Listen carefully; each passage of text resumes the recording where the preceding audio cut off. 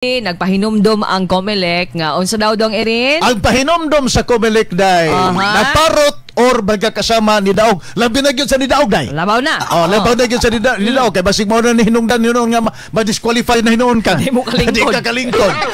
Minaw. Tang hinuon ka. Hoy, required magkakasama nga kinahanglan mo palsa mo sa inyohang SOSI. Kana inyo magkakasama nga tawag ani certificate ninyo magkakasama sa inyong expenditure. Yes, ayan, statement of contribution and expenditure, no. Kabaw naman mo ana, pero gipahinumduman nagsugod ay gahapon dong Erin, no. May 13 until June 11. Yes. Mo pwedeng mag-file kay kung dili basid mo na ground unya magkakasama nga ma-disqualify mo sa inyo magkakasama nga paglingkod sa posisyon nga inyong gidag-an niya tumilabay nga Mayo 12 eleksyon. Na, so mag-ano mo ron, plaster na mo. Plaster, tanaw-tanawan na itong inyong mga resibo.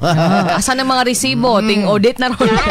So kada ang pahinumdom gikan sa kauluhan dong Erin sa tanang mga nanagan, local, national party lists o guban pa mga kasama. O sa purpose na day. Unsa? Kay para magkakasama tinuon dito sa Commission on Election kung sikin sa magkakasama itong mga kandidato nga wala makalagpas sa gikatakda magkakasama nga atong palisiya sa paggasto sa usa ka butante gikan sa usa ka politiko. Kaya naman ay kung pagkakasama.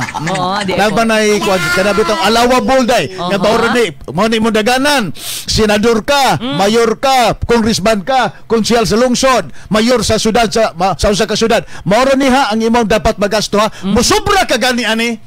Kuidaw ka. Questionably na. Ang pangutana.